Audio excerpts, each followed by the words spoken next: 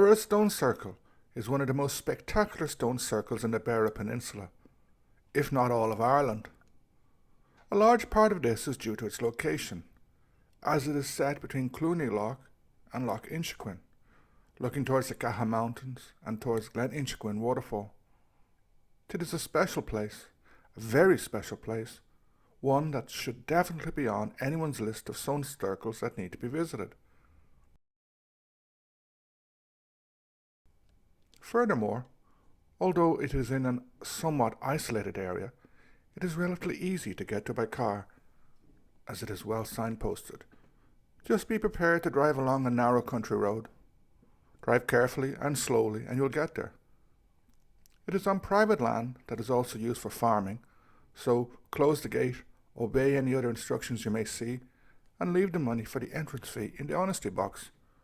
It goes to the upkeep of the area and allows this beautiful monument to continue to be visited.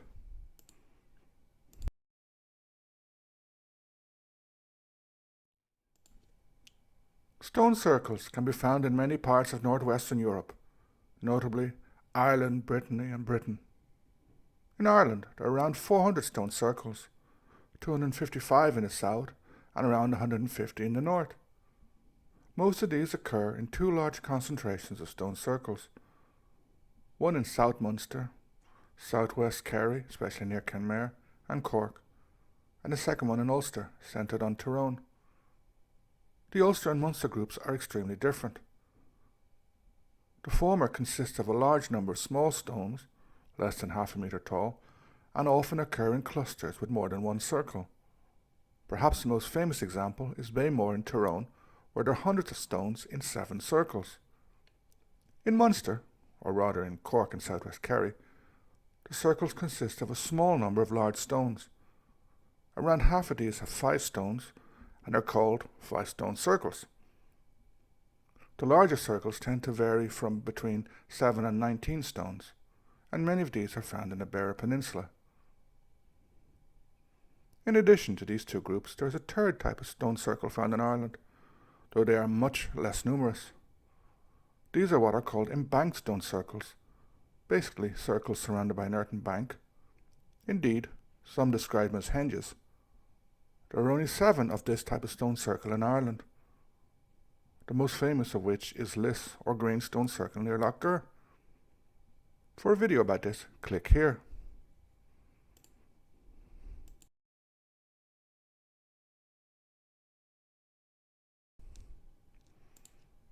There are numerous stone circles in the Beara Peninsula, around 20 depending on where you take the peninsula to begin. As I said at the start of this video, Uragh is one of the most spectacular of these. It is a 5-stone circle. The height of the stones varies between a little under and a little over a metre, or between 0.86 metres and 1.09 metres to be precise. The stones are between 0.65 metres and 1 metre wide and 0.2 and 0.3 metres thick. On the northeast of the circle are the tallest 2 stones, referred to as portal or entrance stones, one of which leans heavily outwards. Facing them is the axial stone, which is flat-topped. This pattern of the 2 largest, or portal stones on the northeast facing an axial stone on the other side of the circle is to be found in many of the circles in Cork and Kerry. Something else that can be found here and in various other circles is that there is a large stone standing guard over the circle, if not dominating it.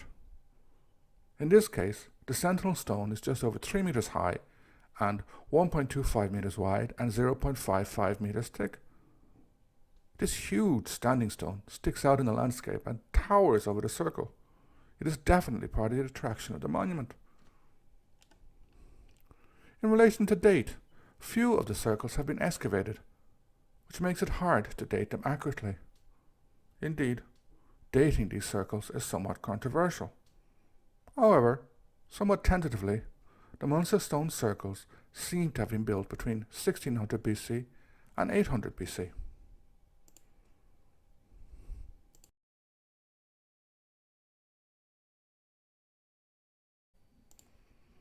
Adding to the mystique of the circle, There are two other stone circles nearby, one about 1 kilometre to the southwest, and the other more or less the same distance to the northeast. The one to the southwest is what's called a multiple stone circle. It has 10 stones, between 1 and 1.25 meters high. 2 of these stones have fallen. In addition, it is thought that there was another stone, so originally the circle had 11 stones in total. As in the main circle, the 2 largest stones stand at the opposite end of the circle to a flat-topped stone. Furthermore, 2 meters outside the circle are 2 other stones. Archaeologists think this may have been some sort of entrance feature. In the middle of the circle is a boulder burial. This is a large boulder resting on some smaller stones, seemingly only found in Cork and Kerry, which despite its name is not necessarily a tomb. There are also another 3 boulder burials to the southwest and a possible Fullocht Fia. These were thought to be used for cooking in the Bronze Age. The circle to the northeast was discovered recently. Indeed, it is not mentioned in Elizabeth Tuhig's 1987 article on Uragh. It consists of 3 stones sticking out of the bog, suspected to be the remains of a circle. 2 of these are around 1 metre tall, the other is much shorter, and there are 4 boulder burials a short distance from this.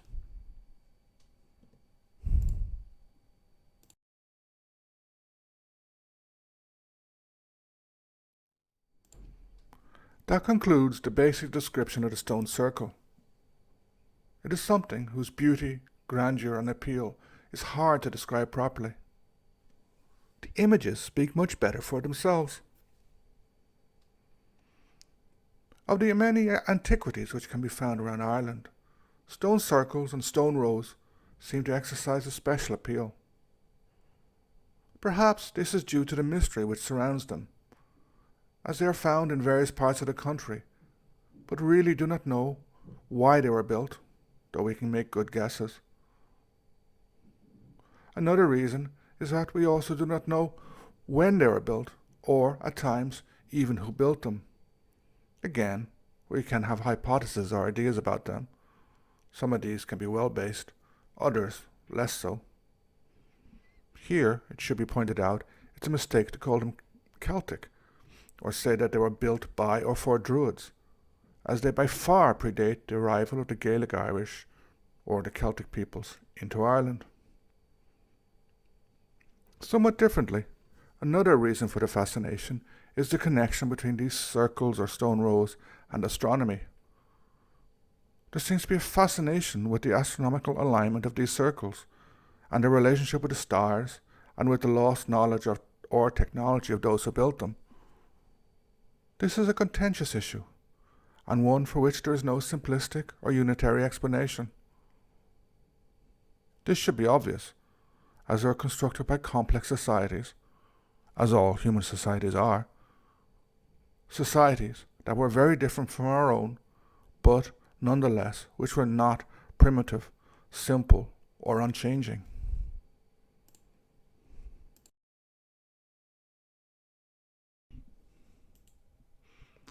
A final reason for the fascination with stone circles is that they have their own kind of beauty, especially when set against the rugged landscapes of the Beara or Beara peninsulas. It's also worth mentioning that these circles have been interpreted in various ways by different cultures. After all, they were built more than 3,000 years ago, so it seems obvious that over time people will have seen them in various ways and incorporate them into their own mythology and legends. This can be seen in the modern link between Druids and megalithic monuments. Most clearly found in Stonehenge, but seen everywhere there is a Druid's chair or Druid's altar. Probably some of these stone circles were incorporated in Gaelic culture. I showed an example of this in my video on the Song of American and South Kerry, where stone rows and wedge tombs were incorporated into Gaelic mythology. However, in most cases, this link has been lost.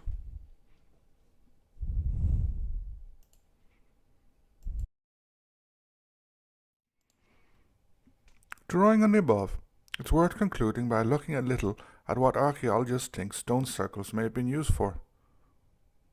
Basically, the answer is a very modern word: multifunctionality.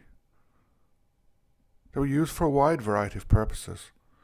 These include burial and religious practices, whether for burials or cremations, or for other ceremonial rituals, such as remembering the dead and other sacred purposes.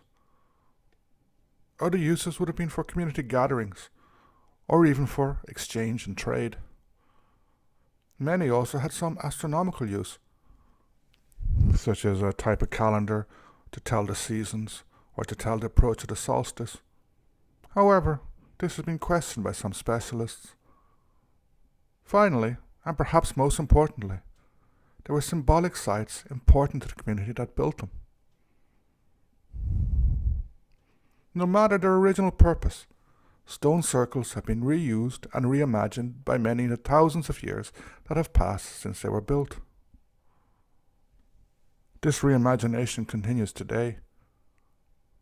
Many have become sites of new forms of worship or of pilgrimage, both sacred and mundane, or even more simply, as fascinating sites to visit, to see, to feel, and perhaps just to be there and to contemplate life.